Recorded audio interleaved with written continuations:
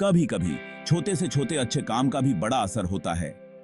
जैसे एक छोटा सा बीज एक बड़े से पेड़ में बदल सकता है, वैसे ही दया का एक छोटा सा काम जिंदगियों और समझ को बदल सकता है। ये एक याद दिलाता है कि हम सब में दुनिया में फर्क लाने की ताकत है, चाहे वो कितनी भी छोटी क्यों ना हो। जब हम दया का रास्ता चुनते हैं तो हम उम्मीद, प्यार और उदारता के बीज बोते हैं।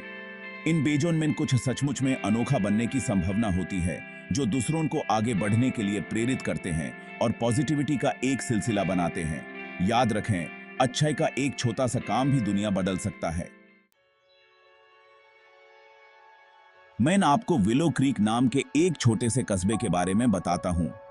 ये एक शांत जगह थी जो घूमने वाली पहाड़ियों और फिसलाती हुई विलो के पेड़ों के बीच बसती थी।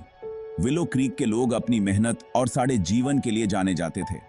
हालांकि समय के साथ कस्बे पर एक साया छा गया।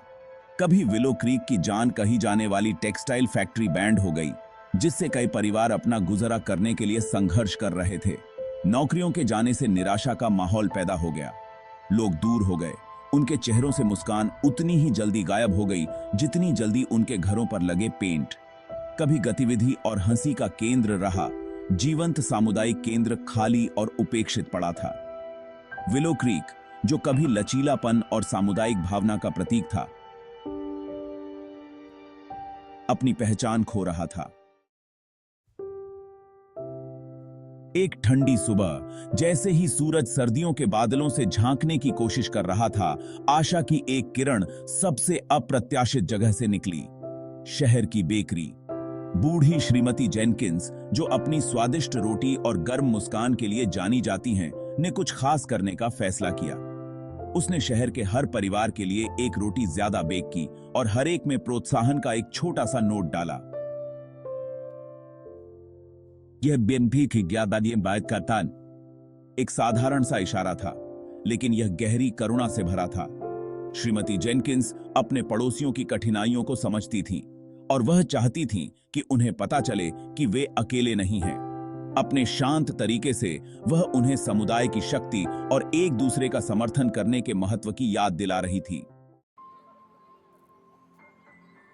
जैसे ही शहरवासियों को उनके अप्रत्याशित उपहार मिले, विलो क्रीक में गर्मजोशी की लहर दौड़ गई। श्रीमती जेनकिंस के दयालुता के कार्य ने, चाहे वह कितना भी छोटा क्यों न लगे, इसे प्राप्त करने वाले प्रत्येक व्यक्ति के दिल को छू लिया।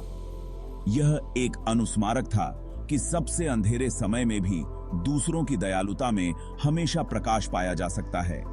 श्रीमती जेनकिंस की उदारता से प्रेरित होकर समुदाय के अन्य लोगों ने दयालुता फैलाने के अपने तरीके खोजने शुरू कर दिए। बच्चों ने बड़ों के लिए कार्ड बनाए, पड़ोसियों ने किराने के सामान में एक दूसरे की मदद की और दोस्तों ने उन लोगों को सुनने के लिए कान दिए जिन्हें इसकी सबसे ज्यादा जरूरत थी। धीरे धीरे लेकिन निश्चित रूप से विलो क्रीक बदलने लगा। दयालुता के साझा अनुभव ने लोगों को एक साथ लाया, समुदाय की भावना को फिर से जगाया जो खो गया था। सामुदायिक केंद्र, जो कभी सुनसान था, अब गतिविधि से जीवंत हो गया था, क्योंकि लोग पॉटलक्स, कार्यशालाओं और सहायता समूहों के लिए इकट्ठा होते थे।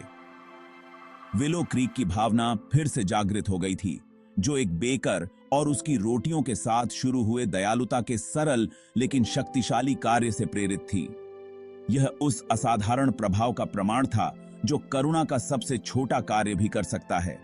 सभी को याद दिलाता है कि हम सभी जुड़े हुए हैं और साथ मिलकर हम किसी भी चुनौती को दूर कर सकते हैं।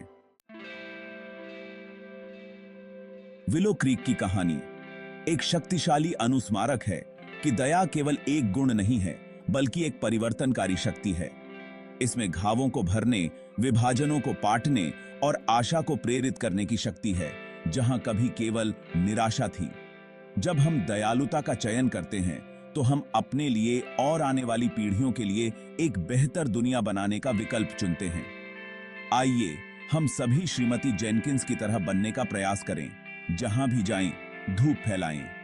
याद रखें, दयालुता का सबसे छोटा कार्य भी बहुत बड़ा बदलाव ला सकता है। यह हमारे हाथ में है कि हम एक ऐसी दुनिया का निर्माण करें जहां करुणा, सहानुभूति और प्रेम प्रबल हो। दयालुता को हमारा मार्गदर्शक प्रकाश होने दें, जो सभी के लिए एक उज्जवल और अधिक सुंदर भविष्य की ओर जाने वाले मार्ग को रोशन करे। अगर आपको यह वीडियो पसंद आया हो तो कृपया लाइक करें, शेयर करें, कमेंट करें और हमारे चैनल को सब्सक्राइब करें। ये ग्वाही तुर्कांत है।